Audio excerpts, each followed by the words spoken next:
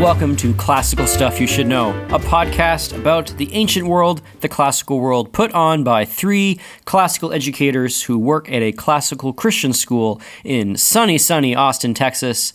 My name is Graham Donaldson, and I am joined here with my two colleagues, AJ Handenberg. Oh, that's me. And Thomas Fletcher Magby. I know you were looking for an answer there. And, that's me. Gentlemen, as I sit here, I realize that amongst you fine specimens, I am the oldest, and therefore the best. Yes, that is 100% true. Because things that are older are better. Nay, sir, younger things are better. Ergo, I am the best member. So I believe, Thomas, that you have a topic today of a... I prefer only present things. Like So, stuff whatever the other- stuff that is there for a moment and then passeth away. So maybe like, you know, those chemicals in the periodic table that you can only have for a split second, like oberpatanium, and that it only exists for a split second. Those things are my favorite. Those little magic moments. Little pleasures that pass away instantly, like a small chocolate, or So I think we can throw out AJ's view. a passing bird. But the bird must be instantly born and then instantly die. So it's not an old bird or a young bird. It is essence of bird momentary. So AJ is a romantic. We can put Yes, it okay, good. And objectively wrong. Wasn't that our takeaway from previous? Yeah, good. So, Thomas. Well, the truth is the present doesn't exist. What? Oh, time's a flat circle. Time is a flat circle. Can we get True Detective references on every episode for the rest of time now? On it. Okay, good. All right. So, Thomas, what are we learning about today? Guys, we're going to... we teased this at the end of last episode, but our goal for today is to question the entire concept of our podcast and our employer and the movement sweeping the nation of classical education. So only a few minor topics to consider for the day. Well, resistance is the burden of the intelligent and subdued. Is this a quote? No, that's me. It sounded like, wow. I just made it up. Put that on a t-shirt. Speaking of which. Classical stuff you should know. There it is. T-shirt. So But I mean, what if we're subdued by like a heavy, fluffy pillow? Like I don't know if I want to resist that. because it's just so good. Okay, so we will be talking about a few things, but among them are some logical fallacies we've discussed before: appeal to tradition, appeal to novelty, and then cultural snobbery, or chronological snobbery. Sorry, we are 100% cultural snobs, but the question is whether we should be chronological snobs. So let's start with our definitions. So being called a snob is the burden of people of taste, isn't that? I'm so thankful you finally put that. You finally recorded that. Oh, I'm so Snobbery is the burden of every man with taste. There it is. Do I need to say it now too? Snobbery is the burden. But the problem of everyone is, with taste. I looked up snobbery, and snobbery means, I don't know, denigrating or judging people who enjoy simpler things. And I don't know that that's not us. true. That's not us, right? No. I think being selective is the burden of every man with taste. But it doesn't sound as good as snobbery. yeah. So I say the line, but I don't know that it's apt. actually me. And I'm not a snob, but I won't drink your nasty beer. That's interesting. So I probably should have looked this one up first. A person with an exaggerated respect for high social position. So see, we there say, you go. Yeah, or wealth, who seeks to associate with social superiors and dislikes people or activities regarded as lower class. So that's what I mean. Like selectiveness is the burden of every man with taste. Yeah. Not being willing to, I don't know, drink stuff that is terrible and do things that are dumb, and but not adhering to those simply because they're highbrow. So let's take this with chronological snobbery is one of the terms we'll go through, but let's start with the first two that kind of most clearly relate to this. So two logical fallacies that I think we might have grouped together under chronological snobbery, but we at least reference these. So they are the appeal to tradition and the appeal to novelty. Do y'all want to take either one of those and say what they mean? Appeal to tradition, this thing is good because we have always done it. And appeal to novelty, look at this new thing, isn't it good because it's new? Yeah. And then is another form of appeal to novelty. As the final say on whether or not we should do the thing. I think you can make appeals to tradition or appeals to novelty as part of an argument, but if you have it be the final say saying we should do this because we've always done it. So I think where it becomes fallacious is where it becomes the premise for a reason to do something. We should do this because we have always done it is not a good argument, right? Appealing to say we have always done it, therefore there is probably wisdom in it. Perhaps wisdom that I don't see is a better argument. But then how is it a fallacy? Why would we call it a fallacy? Yeah. If it's okay to appeal to tradition, why do we say that appeal to tradition is a fallacy? I think. I 'cause you're honestly think contextualizing the tradition. Yeah, I think it's context. So if I appeal to tradition in, say, a celebration, say we've always done the cake and the song, like that's part of what we do. Like that might be appeal to a continuation of a tradition just for the sake of the tradition. But if I say we should go to war because we go to war every January, is maybe a bad way to do things. I don't know. As with every fallacy, right? An informal fallacy is contextual. So like a referencing tradition. Fallacious appeal to authority. If I appeal to, say, Mr. Donaldson over here on how to write a sentence, well, he is an authority. But if I appeal to him on how to go to war in January, he's maybe not an authority. So his authority changes depending on context. So it matters the type of tradition or the type of novelty we're referencing, or really what we're arguing for. If I am arguing for, like, keep doing a tradition because I like traditions, that's different than saying we should do a thing and tradition is the reason, even in... so then we still have to make... So yes, we receive a tradition, but then we make a decision for ourselves whether we continue that tradition. Yeah. Okay. Good. I mean, that's... I don't know. Tradition gets complicated because, as with all... Well, you know, chronological snobbery gets complicated. So let's go in for that one then. So chronological snobbery then is essentially another form for appeal to novelty. It was coined by C.S. Lewis in a debate where I believe he was still an atheist at the time. He was debating someone. Lewis said something to the effect of, religion is outdated because it's old. And then he was called out for being a chronological snob. So to say that only things that are modern matter is chronological snobbery. Yeah. So we can broaden that somewhat. And again, this I think we might have on the episode. So when it was originally used in 1955, it meant only new things are good. But to take the age of a thing as an indication of the value of a thing, we might also call chronological snobbery. This was AJ's comment that in classical education, we will sometimes do the opposite of what Lewis meant. We'll say, because a thing is old, therefore it's good. Mm-hmm. Which, yeah, it might be... I'm not calling you out. I'm agreeing with you. We're going to go through 3 points on like chronological snobbery. And No, I'm agreeing with you too. Okay, so good. age does not necessarily confer value, but the funny thing is something being old can hint at value depending on that thing. So if it is an old book that we still read, it hints at value because that book has said something valuable to people across the centuries, right? It doesn't guarantee that it's a good book. There are some books we still read that were bad when they came out. They were bad when people read them 100 years ago, and they're bad now. But that a book has lasted that long and we continuously read it hints that there is something valuable in it that perhaps we don't necessarily see and can still see.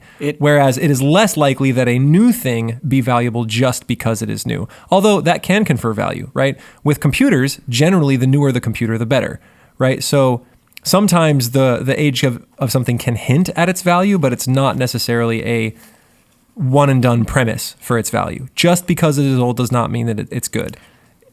Age can hint at a thing. This is fair. It has some sort of, let's say for a book or something that's lasted for a long time, it's had some kind of competitive advantage over its contemporary books. Sometimes that competitive advantage could be luck. So the reason why this author got popular, the reason why we read The Great Gatsby in every public school or whatever, versus any other of his... There was other contemporary writers who were writing similar kind of lost generation novels about decadence. But the reason why we read The Great Gatsby because of the merits of Great Gatsby? There's probably part of that. Is it also because of some kind of maybe just complete dumb luck that it had? It was in fashion at the time that curriculum was being talked about. Probably. Or even perhaps. Sometimes with a book, it's not popular because it's good. It's popular because it rose in popularity because of a scandal. Sure. Jane Eyre comes to mind, right? When that book came out, no one knew if the author was male or not. It later came out that the authoress was female, and that caused the big sensation. And so everybody had to read this crazy book that was also written by a woman and accused of being non-Christian. Yeah. Which is weird. It's not, right? It's not. Yes. And so, but just a lot of people still read it, and a lot of people still enjoy it. At the end. Yeah. Well, she shouldn't have. She should not have married the Jane missionary. Eyre is a great book. Jane Eyre is an amazing book. Yeah. It's good. Wait, isn't that... So if you think about like what causes species to to compete Jane against Eyre other is times of species. Charlotte Bronte. Yeah, but that's the missionary. That's the one with the missionary. Is there another? St. John the missionary. Yeah, Yeah, at the end. St. John. but that's not Jane cousin. Austen. No. You're saying there's another Jane Austen book with? There's a Jane No, Austen no, book. I was saying Jane Eyre. Sorry, just making sure. Sorry. So, like, if you think of species, like what causes a group of species or a culture or any sort of thing to have some sort of staying power, well, it's got to have some kind of competitive advantage. And when we talk about it with books, the competitive advantage, I guess we mainly gravitate towards is quality. Quality or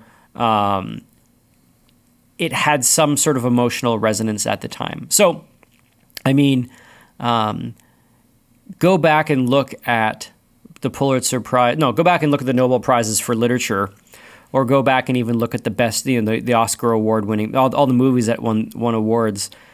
Not all of them have had staying power. Mm-hmm. So it just doesn't mean that just because they were in vogue that year doesn't mean that they sort of have stayed. So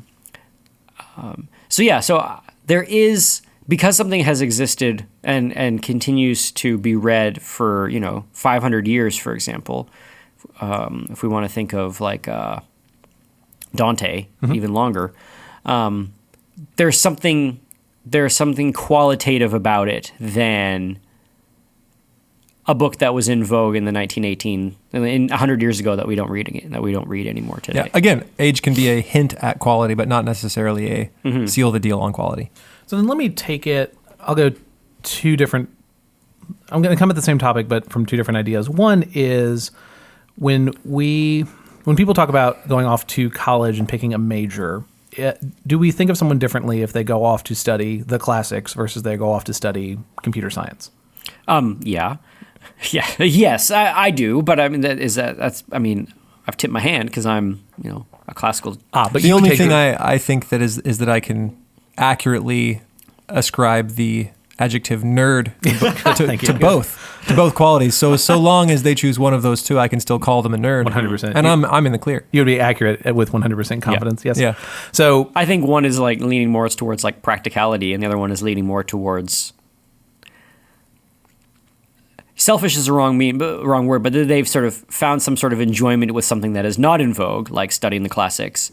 Oh, well, you're just recognizing the basic difference between computer nerd and book nerd. Yeah. One smells like paper and mold. The other one smells like Mountain Dew and keyboard oil. And future success. Future and just wads of cash. Yeah.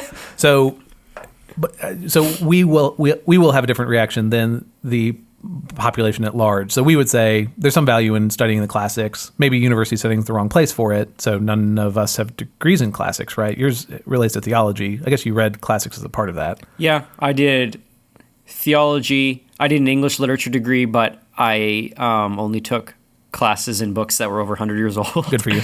And theology. And philosophy. I did a lot of philosophy. Yeah. So some piece of like, I'm sure you're reading classic works of philosophy, but most people would say you probably shouldn't go to college to study the classics. Just read those in your free time. I told the story. I forget who I was talking with. Someone. Depends where you go. Sure. So when I was in undergrad, I was a dual major for marketing and psychology, and I was taking a class in the business school. I told my professor this just because we were talking, and he told me, "You are wasting your time studying psychology here. You should just pick up some books and read those books, and that's equivalent to you taking any number of classes here. It's a waste of time to study something." At unnamed university of Texas. Yeah. Oh. So unnamed university, exactly. An unnamed University of Texas that I went to. Anyway. You mean Hook whom, Thomas? Hook whom? Unnamed? Whom ought to be hooked? Are you saying it's unnamed Texas? Unnamed University of Texas. Yeah. The UUT is where the UUT is where I went. Exactly.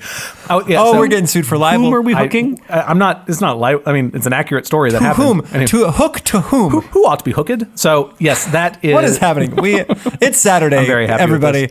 Yeah, it's a Saturday podcast, and we're at Veritas anyway. And I got very little sleep. Yeah. So that was my interaction. Again, psychology is not classics, but the idea was if you're not getting some kind of practical skill, you're wasting your time. So there's some value to things that are new and technical, mm-hmm. and there is a waste of time to things that are old. Mm-hmm. So that is what was originally meant by chronological snobbery. So there's a type of that right there. Let's take another piece of that. I don't remember who I was talking with, and so if you're a listener, I apologize. I also don't remember the details of the story. Someone was someone was telling me that their student the parent was talking with a student about their like Advent Christmas traditions, and one of the traditions was they do an Advent wreath, and they do an Advent wreath every Sunday leading up to eventually Christmas. That student told the parent, this is appeal to tradition. We only do this thing because it's been done before. Therefore, we shouldn't do it. We ought to decide for ourselves what we do. We should not just follow whatever tradition has been set before us. So that would be the opposite form of snobbery, to say that old things, we should question essentially all old things and why they exist. There's no value in them in and of themselves. So did that person appropriately use the appeal to tradition? I mean, essentially, if the argument is we only do things because they've been done before, I think that's literally the definition of the fallacy. Yeah, I mean, if you don't understand why you do something. Yeah. Well, I'm kind of two minds around that, because part of me says if you don't understand why you do something, you're not going to be able to know how to adapt it when it needs to be adapted for when situations change. So, but then on the other hand, like sometimes you gotta just keep doing traditions even if you don't understand them, because they are formative. Yeah. But formative in what? I think as a modern skeptical kind of fella, I think, Graham, you fall easier into traditions than I do. I tend to be one who questions them more, but I think in all those situations, before disregarding a tradition because you cannot make current sense of it, you should know where it came from. So I would be fine with, say, switching the side of the road that we drive on because I know where that came from and why, and why it's outdated and doesn't make sense. The other one that I don't quite understand is like no elbows on the table. Why that tradition? And I don't know if it comes from like not wanting to set your elbow in the soup, or if it comes from like an era when we had puffy sleeves. And before I disregard the tradition, I would like to know, okay, this was from puffy sleeve era. We don't have puffy sleeves anymore. And when I do, I'll be sure to keep my sleeves off the table, right? But even if it's a totally arbitrary thing, people will still judge you as lacking manners if you put your elbows on the table. So even if we go back to the origin and we say, yeah, it doesn't really matter anymore, it's still a moray, it's still a norm. And so because it is a norm, and this is probably just me, but certain norms I will respect in certain culture because it can be a stumbling block for them. If it is, if it's like a wedding or a family get together with someone that I care a lot about, or something like that. Like you swear less in the South. Yeah, like I swear less in the South, or I dress up more for church in the South because that's just something that the South people do there. But other than that, I think that falls into fear of man and my own fear of being judged. Like I don't go out of my way to follow tradition or social mores that are nonsensical just because they are social mores. Yeah. That's probably just a me thing. It's a small rebellion. And I guess that's a piece of the question. We'll dive in. I have 3 things to go through. So the question then is what do we do with things that are given to us by tradition? Is the right reaction to them that skepticism to say we should ask of all traditional things, are they still valid today? Or should we come from the place of questioning them, or from the place of accepting them as this is what comes before us? We should understand them before we just throw them all out. And when I phrase it like that, I'm sure you know what direction we're going to go. I think understand them is important. I mean, I think attitudes of this change as you grow older. So I remember so when I was a kid, I don't know if you guys have ever watched the movie or seen the play Fiddler on the Roof. Yes. Are you familiar with it? Tradition. Yeah, excellent. Tradition. So when I watched it. So hold on. If I were a rich man. All day long I'd biddy biddy bum. If I were a wealthy man, I wouldn't have to work hard. All right. Anyway. Wow. Why haven't we started a Musical? Barbershop? We should have. Trio. Because that's for how we that sound. very reason. We just exhibit A. Listener, if you'd like to send a review, send it to classicalstuff@veritasacademy.net, and we will Anyway, as a try young man, not to read it because you shouldn't read reviews. That's a good point. Of your work. Well, actually, when I was you young, know. I remember. So the story has it where Rep Tevye, the main character, he's got 5 daughters. 3 of them get married in the course of the movie. or the play. The oldest one to the little tailor, the middle one to the Jewish revolutionary who's part of the who wants to be a communist, Right. and then the last one marries a non-Jew Russian. Yes. And meanwhile, in the background, the communist revolution is happening, and they, as Jews, are getting kicked out of Russia. And at the end of the play, they move to Chicago, I think. Or they move to America. They leave. They have to leave their little Jewish community in Russia and disperse. And the father acquiesces and allows. Isn't the last half of that where they move to Chicago? Isn't that West Side Story? Yes, exactly. Exactly right. Isn't that where that's and then he makes someone. Yeah, and then she marries someone from Puerto Rico. America. Anyway, so the father acquiesces and allows his daughter to marry the tailor as opposed to the person he set her up for. Yeah. He acquiesces and lets the middle daughter marry the Jewish revolutionary, communist revolutionary, even though, like, he's a political revolutionary. But he refuses to accept his last daughter's marriage to the Russian. And at this point, he says, like, the tradition, I am not going to go outside the bounds of the tradition with this. I'm not going to allow you to marry outside of the ethnic community. And as a young kid, I remember thinking that was such a huge character flaw in Rep Tevye. I'm like, oh my goodness, how can you be so cruel to your daughter? She's in love with this Russian. And then I remember watching it. One of our teachers was doing, she was part of a theater group that did it at a local church. And my wife and I, we went and we watched it. And I remember sitting there through this, and by the end of the play, I was just thinking to myself, like, heck yeah, Rep Tevye, you made, like, I was on his side with this decision because, yes, his daughter was in love, but his way of life was being completely threatened by the fact that, their close-knit community was being destroyed because of these sort of outside pressures that didn't understand them, and they had to flee.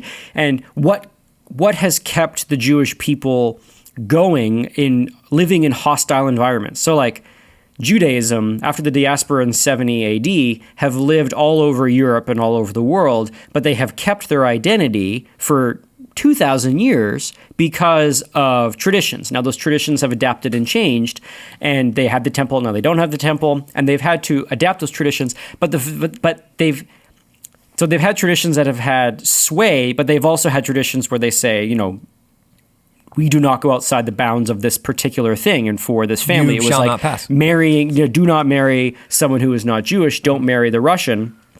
And I remember just listening to just watching that and feeling like, yes, that makes sense. Like, you need to have a line that you will not cross, even if your kid's not going to understand you. It's hard. It's a difficult one, but I think that is the right course of action if you want to keep an identity. Is that you need to have lines that you don't cross.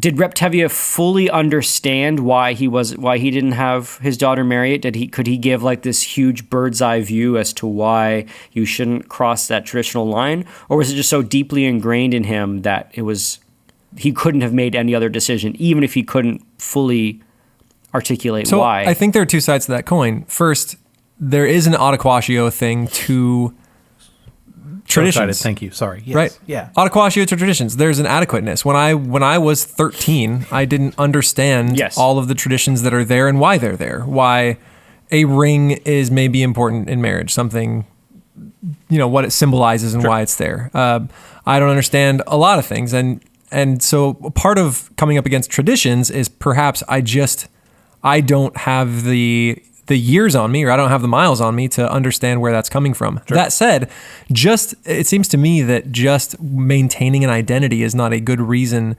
necessarily to uphold traditions. What if your identity is a terrible one, right? The ancient Spartans, they had some traditions that went by the wayside, and I think probably for good measure. I know mostly why many of them were there, but they were incredibly harsh to their children. Bludgeoning weak babies? And being cruel to children and teaching them all to steal. And I understand why those are functional, but it made for a society that may have been cruel, very cruel. And I mean, we use the word Spartan as an adjective now for a reason, right? And so, like, we do this because it preserves our identity. It does not seem to me to be a good argument for the Jewish community.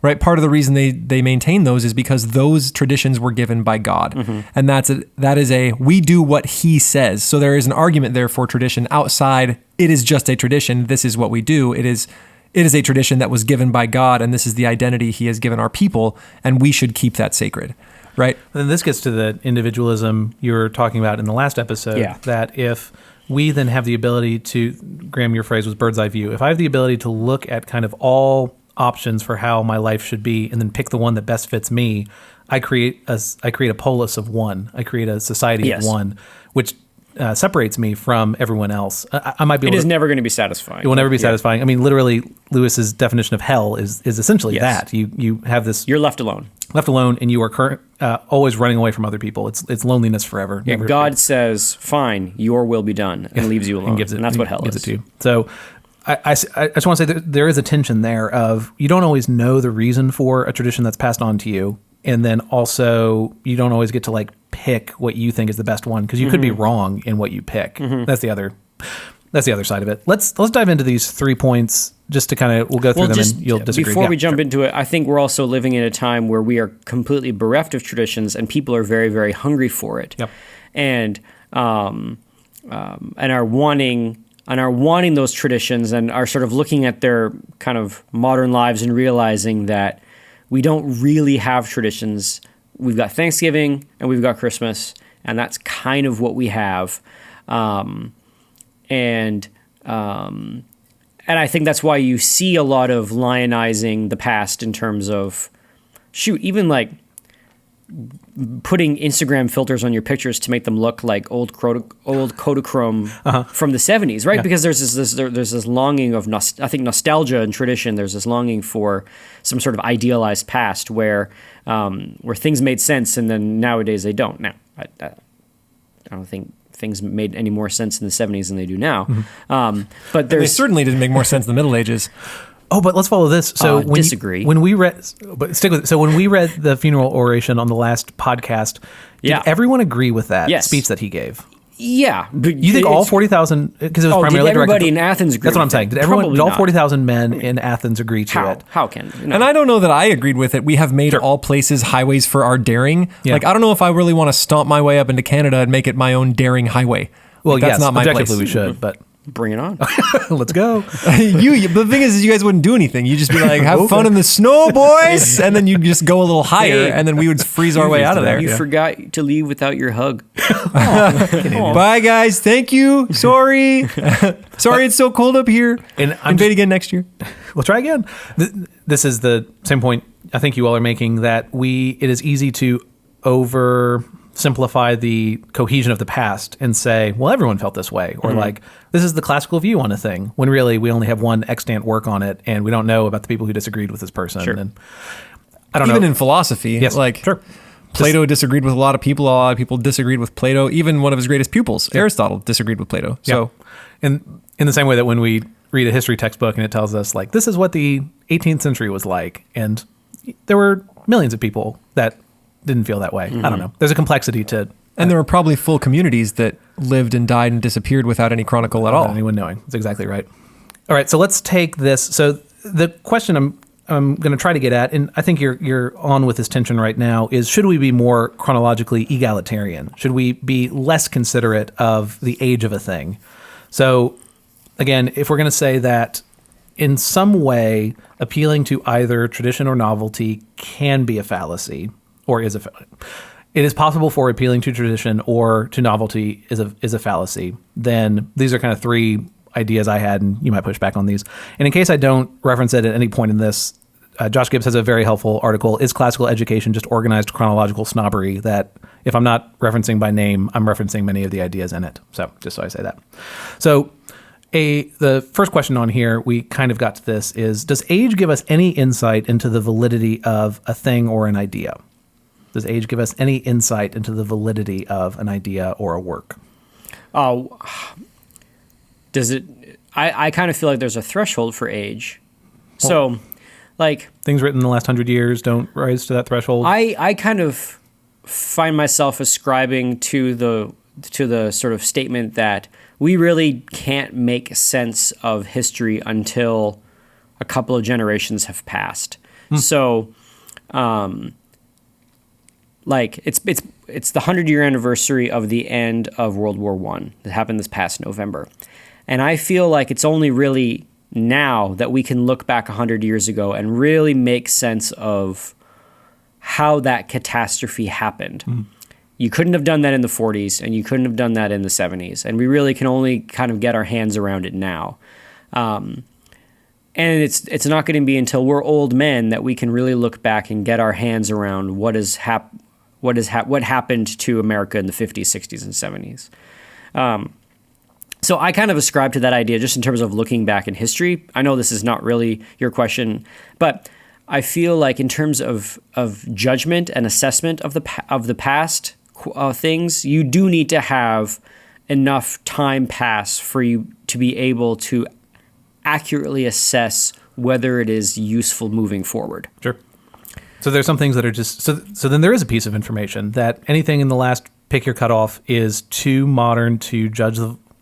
You're talking about history specifically. Yeah. This is kind of like our conversation we had about satire, right? Satire was something that was really of the moment, and at some point it just becomes like a cultural artifact. Yep. So like Swift's A Modest Proposal is now more of a cultural artifact about how people felt about how the British felt about the Irish in that time.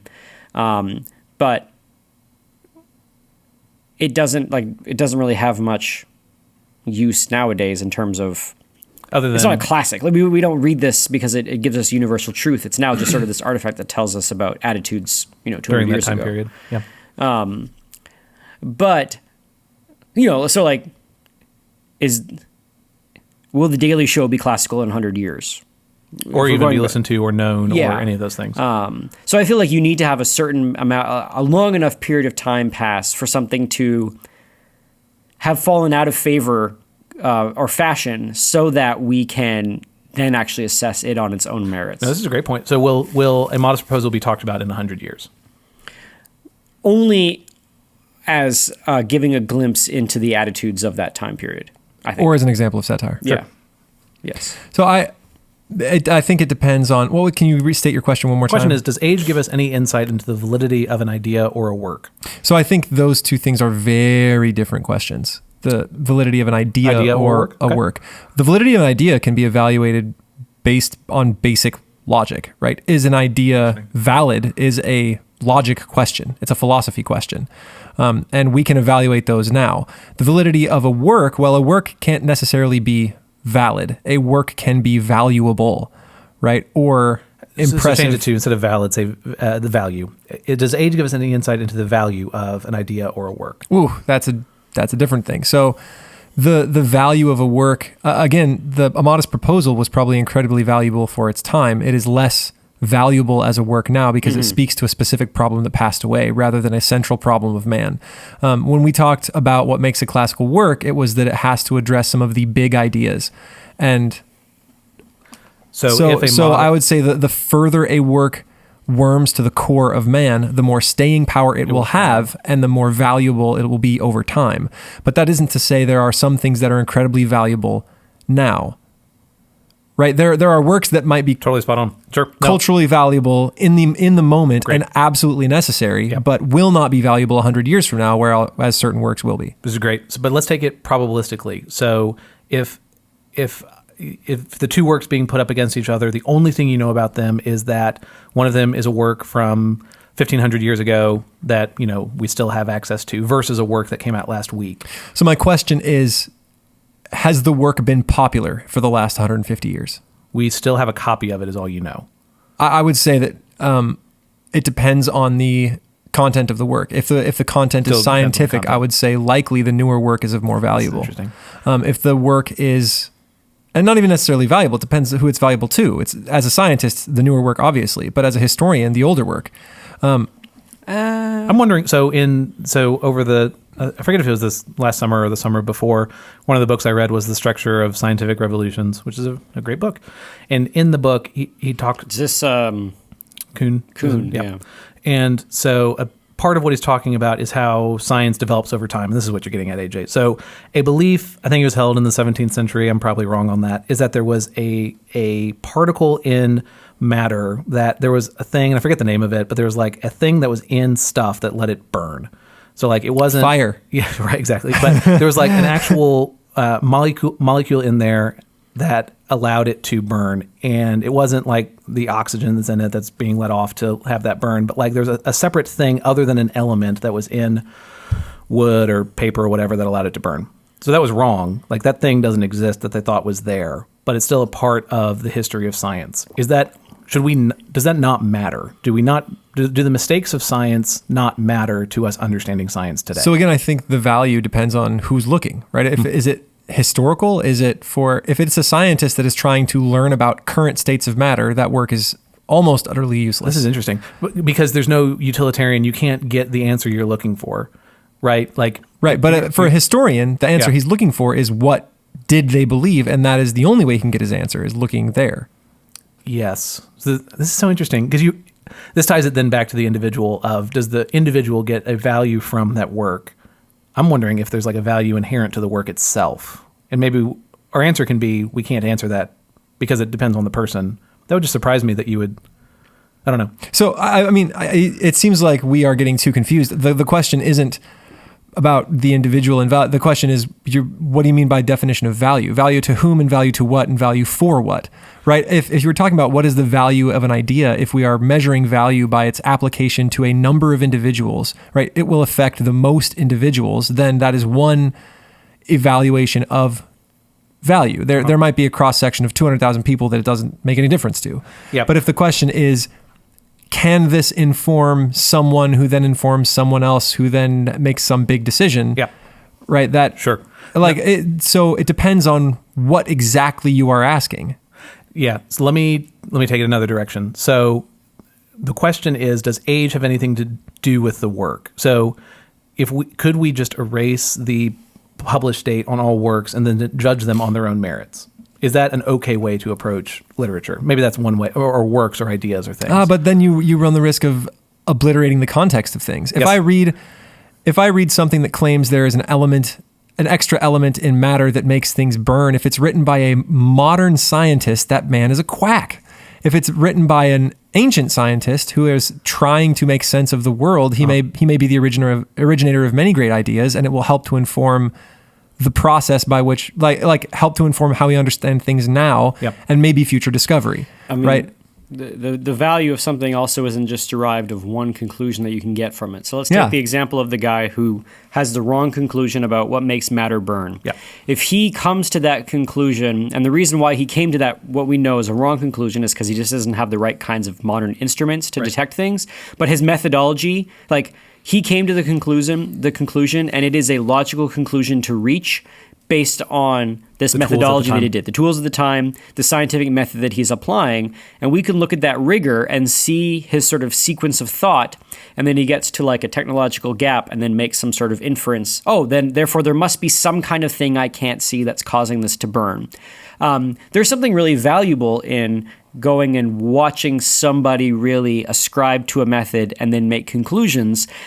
And then us as people look back and say, okay, well, he was wrong because he was wrong for reasons why he doesn't even know why he was wrong at the time. Yep. And then we can say to ourselves, oh dang, what are we doing? And what conclusions what sort of gaps in knowledge or technological abilities are we jumping and saying, therefore the universe is X?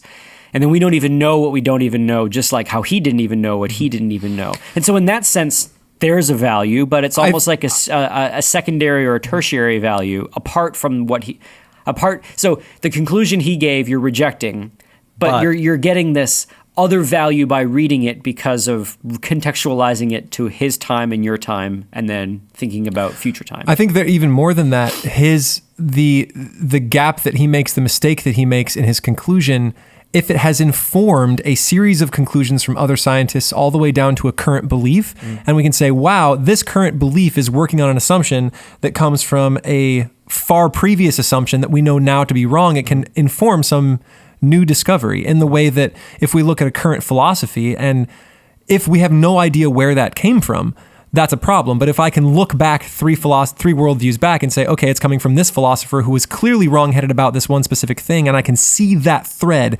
worm its way all the way down to a modern philosophy, that's helpful. Just as, say, relativism, right? Yep. Everyone feels like relativism is this brand new, wonderful thing. It's not. It was proffered around, 400 by a guy, and then again around 1200 and then again around 1600, and every time it has been summarily dismissed by every other philosopher because it's self-defeating. Yep. So if I know that, then next time somebody says, what's true for you is true for you, and what's true for me is true for me, I can say, no, it isn't. Yeah, exactly. We've done this. Yeah, we've done, before. you're These are the late to the arguments. party, my bro. Right. And that's just an ignorance of history to not know that, to think that you're totally unique. But to There's claim nothing that new the under value sun. in a work is just historical information, again, is one type of value, whereas a work that speaks to the inner core of man is another type, versus a work that is rare and should be read for its rareness Yep. is another type. I mean, we have to define what sort of value we're looking for. Sure. No, that's fine. I'm just saying that I guess that, value means it's worth the paper it's printed on. Let's at least take that. So even if conclusions are wrong in the sphere of science, is it still worth knowing that history? And the way Graham is talking about it is the way I think about that also. And it's largely the point of Kuhn's book, is that most of our breakthroughs in science come when we have new, as we are able to test things more, as we have instruments that allow us to measure things better. That's when we have our next level of breakthrough. And so AJ, to that, we don't know the ways that we're wrong right now, but we can look at the way people were wrong in the past, and that might give us some insight into how we're wrong right now. We're not thinking through things right now. Or we can look back and say, holy crap, that guy was a lot closer than he realized. Yep. And then his contemporaries and then the next 50 years after him realized. Everyone thought he was a quack, but turns out Actually, he was really onto something. Yep. I think, for sure, we see that in math. You see that in I was reading Nassim Taleb's Black Swan, and that's a lot of the conclusions that he reaches about probability and about sort of our fundamental inability to predict things. Is there was a lot of people who were talking about this in the 19th century that contemporaries thought were wacky because it was so in vogue in the 19th century to think about a scientifically deterministic world, and that was where all the research dollars went, and that's where a lot of people's careers were made, that we look at them as the bright lights of that time, when now we can maybe recontextualize that and realize that the luminaries of that time were actually not so bright, and the people that were considered these wackadoos with very lackluster careers and nowhere universities actually were onto something. Yeah. So let me just two thoughts on then. Does the age of a thing give us some insight into? Does the age of a thing tell us something about that work? Maybe that's. I keep changing my question. I don't mean to be cagey with it and jumping around. You're young. Yes, sorry, I'll get it right one of these days. Because I'm young, I'm better. Is what I meant to say. But I am in the now. Which is good. We need this. So, does the age of a work tell us anything about the work itself? It's old. Yes, Or it tells you new. that for sure. Does it tell you any more than that it's old? So, a piece of that would be to say that we don't have all works that have been created ever. Yes. There were certain works that were passed on from generation to generation to generation, to which monks said, yeah, we should probably write this down. And those things have made it to us. So in that respect, this, AJ, you're getting at a really important tension of, we shouldn't say all old things are good, because they're not. I've read a lot of really bad old things. I have. Yes. And sometimes the value in them is just to understand how things were at the time. But a thing that has been in publication essentially forever, bears are looking at and understanding why it's been around for that long. And there's a certain type of value in that. If people have chosen to manually write that for hundreds of years and then make sure that the next generation would have it, there's something in that we should at least look at and understand. So just as a first thought. Age can give us some indication to the value of a thing. Yeah. If it's this is, Graham, your point. If it was like pre-printing press, then there's probably some value, something that was worthy of being passed on to the next generation. Yeah, there was this bottleneck of history where, like you were talking about, the monks had to make these sort of qualitative decisions, and that's what we have now, like Aristotle, as opposed to some other unknown philosopher that we'll never read, because... Even though there could have been, Aristotle is my boy, but could there have been someone else who's actually like smarter than Aristotle and corrected all of his thoughts and was actually better than him? Maybe. But if he had written anything down, people would have been trying to preserve that for a long time also. I mean, even in Scripture, we have Paul talking about how awesome Apollos is, and he's like, hot dang, Apollos' letters are fire. And how many of those? And we've got none of them. Right. Yeah. Now, there's as Christians, we also believe that there is a divine hand in our canon. Right. That it's not God spoke the words to one man and he wrote them down, and we can't change any commas. Christian scripture is very different than that kind of. That's sort of more of an associated with Islam. But we also believe that like the canon that we have in the church is divinely guided. But I only think only the wacky classicists would think that the Western canon is divinely guided. I don't think we have that. Nope.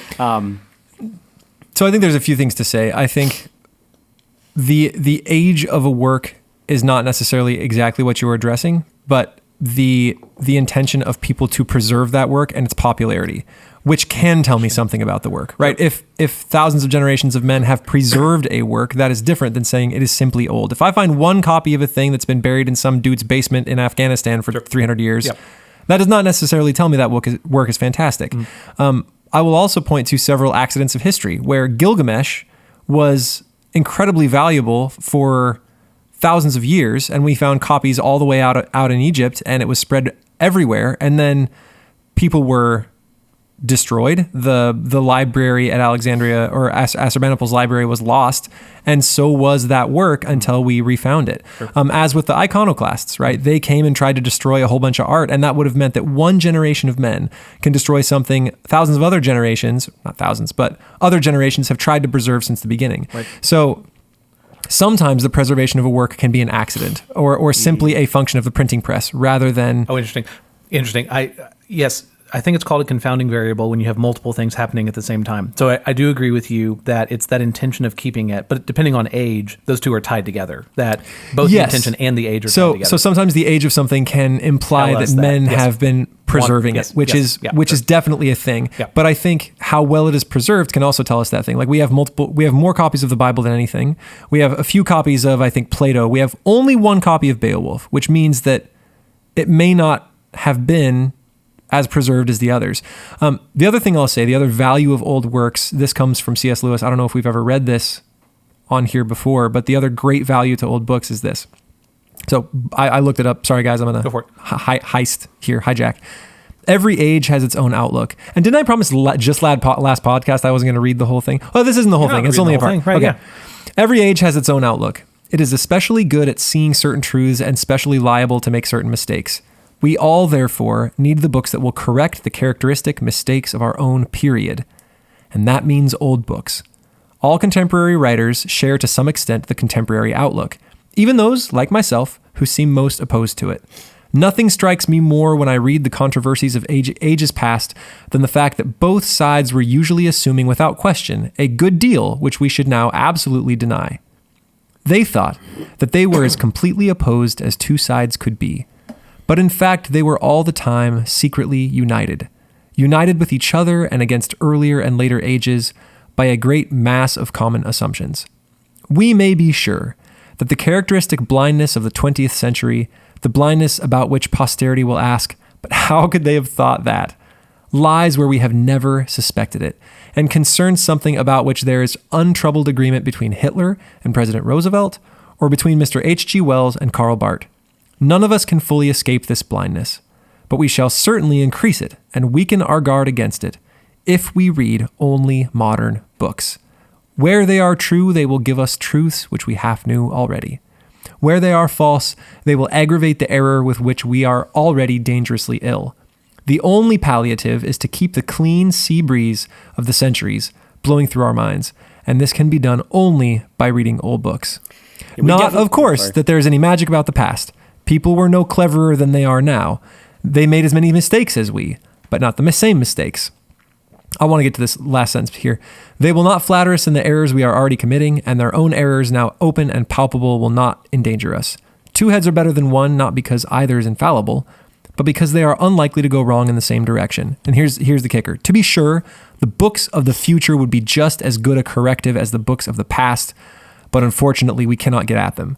So not to say old books are better, they are simply of a different age and give us a new perspective. So yes, I think there's value in preservation and can tell us that it's spoken to several generations of men, but I think there's also value in reading things that are not from our own period. And if I could read the books of the future, awesome, but I can't, so I have to read old books. Yeah, I mean, we definitely talked about cultural blind spots on the podcast before, and sure. how those old books can give us fresh insights into the blind spots that we have in our own present culture. So a good argument for why you do read and preserve these old things. Are you telling me I'm dredging up the past? You're dredging up the past. Yes, In the good way, though. the tradition of the podcast. Can I offer another thought You on may. the value of a thing? So another way that age can give us some indication of the value, validity, whatever, of a work is a thing called the Lindy effect. Mr. Donaldson, have you read about this in Nassim Taleb? Isn't that a dance, the Lindy? The Lindy, isn't it a type of swing or something? Only if you hop. So Only if there's hopping? yeah, exactly. Lindy hop. So The Lindy effect. Yeah, sounds so familiar. the Lindy effect is named after this like deli in New York where it's like they're like Broadway people or comedians or something went to go and talk. So it's like where the who's who of New York entertainment went.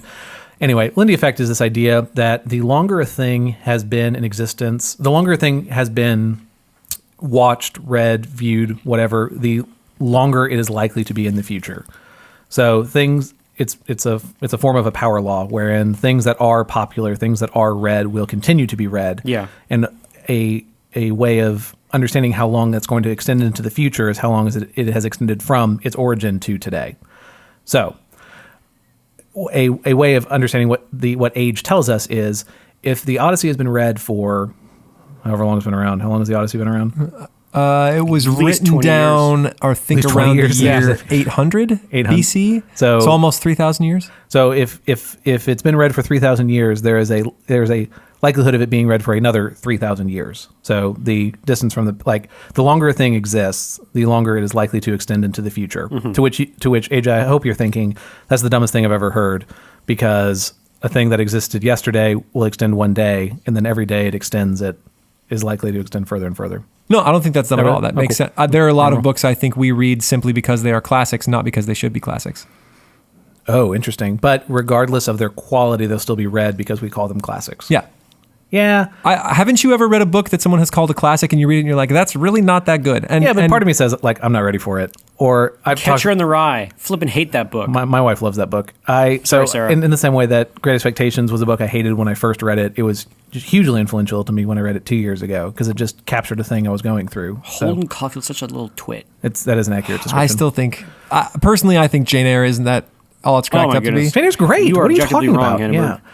Let me just, I could make my argument for why. I'm not saying it's not a good book, but I don't think it deserves its status. I guess we don't teach it here, so maybe Veritas agrees with you. I don't know. Let me just... I think I might have had something to do with that. So, listener, just to say how this Lindy effect thing works. So, when a person is born in the United States, they have a life expectancy of 78.69 years. That's me Googling, and it's the first result. So, about 79 years. That's the life expectancy. Mm-hmm. Okay, guys, when a person reaches the age of 70, is their life expectancy a mere 9 years more? No. Because why? Yeah, because there's all sorts of effects, like how healthy they are, how sick they are. Yeah, the fact that they've survived to the age of 70 is an indication of the health of that person. Yes. So when we say life expectancy at birth is 79 years, that's taking into account The fact that all sorts of people die real early. die younger than 79 years old, and it works out to an average. So every subsequent generation of men that reads a book, it means that the book speaks to That generation one more also. generation of men, which Yeah. means that it has something to say. So is it more likely that the 7-year-old is actually going to live past 79? Is Yes. that yeah, the effect? this is as of 20, again, the first Google search. If you've lived to the age of 70, your expected life expectancy is 85.3. Yeah. But if you make it to 85.3, your life expectancy moves out and out and out every year that you grow older. There's information as to how old you will be based on how old you have made it to be. It's an indication of your health. So in the same way, that's what the Lindy effect is capturing. That Oh my goodness. What? You'll never die. That's exactly what it is. Of course, we all Every eventually- year yeah. I live, I'll be like, that's 10 more years, everybody. Which is a wonderful, optimistic way to live. I understand math. Unfortunately, the Lindy effect is limited to non-perishable things, so ideas or technology or things like Twinkies. that. Yeah. But as a metaphor, it's helpful to think of life as we live longer. That's some information about the health of the person. So, not to say you will live until 85, because the whole point is that people die before then if you're 70. But you're more likely to live longer the longer you live. So there is information captured in the age of a work that If it's lasted for 3,000 years, it is likely to last many years into the future. If your children, your grandchildren, whatever, are going to read this book, it's worthwhile for you to spend some time with that work if it's going to be around for that long. Is that a helpful way of phrasing that? Yes. Okay. So, yeah, we are... there are two other points here that aren't as helpful, and you all would push back and disagree on them, which is the point. The other two that I had proposed and we're going to talk about is that old things and new things are equally worthy of attention and time. And again, I think this comes back to a probability of... I'm not saying that all new things are bad. I'm saying that it's very hard in the moment to figure out which ones are the great ones. Yeah. We can figure totally. We can figure out the popular ones very easily, and we can usually figure out the good ones. But to figure out the ones that are going to last 100 years in the future is essentially a guessing game. Yeah, I mean, I think you see this the most in music, right? Yeah, like, sure. who knows what is going to be the popular... Like, I remember on KUTX, which is a local radio station, the guy was reading what were the number one hits in America in, like, the 60s and 70s, and there was a span of... Throughout the months, too, like, it was a long list, and there were so many songs I'd never even heard of, and I'm a big fan of, classic music, so classic rock. Yeah, you never can tell what is truly great in the moment, which kind of comes back to my point of you kind of need that 100-year mark to be able to look back and say, oh, like the poems of this World War I veteran or the works of this person talking about the war are way better than, or we actually do have this sort of staying power, because you can never really know, like, is Childish Gambino the hotness? Is he going to last forever, Hannenberg? Who knows? We have no way of knowing. We have no way of knowing. Childish Gambino is perishable. I don't. So he himself, The for man sure is will no not. Twinkie. Yeah. And so then the final one that for us to consider, but not, is whether classical education / classical studies is institutional snobbery. And we kind of answered this at the very beginning. The intention is not. Of course it is possible for people to be snobs who follow the classics, read the classics, in the same way that it's possible to be snobbish about new things. So there's a tension on both sides that... It's all how you do it. Yes. So there's a value... What we are attempting to do in classical education is not to say that only the old things were ever good, but there's a value to them that's worth understanding. And 2018 Texas is not going to encourage you to read these things. Like, being in an environment like Veritas will encourage you to read these great books, which can be challenging for high schoolers and for adults. So cool. There's a value to them. It is not snobbery. It is, we've used this phrase before. I always get this wrong, Graham. It's the feast. We offer them a feast here at the school. The ideas that we offer are a feast, but there are other things that are tasty. We don't and good. give- They got to bring the spork. Yeah.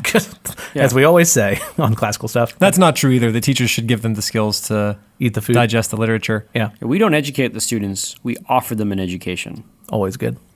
All right, that's everything I got. So we are not snobs. Then we offer them to the gods. Wait, what? Or we No, offer wait. That's our graduation ceremony. Human sacrifice, which is a great this is end not a note true to the thing. podcast. Are we still recording? Oh, no. This is not a real thing. But this has been Classical Stuff. Thank you for listening. If you have things to tweet at us at Classical Stuff at the Twitter page. You can email us at classicalstuff@veritasacademy.net. You can find us at classicalstuff.net to look at pictures of past episodes and our smiling faces and tiny little bios written in haste many moons ago. We thank you for listening, and this is AJ, Thomas, and Graham signing off, and Merry Christmas. Merry Christmas. I live in the moment. Bye.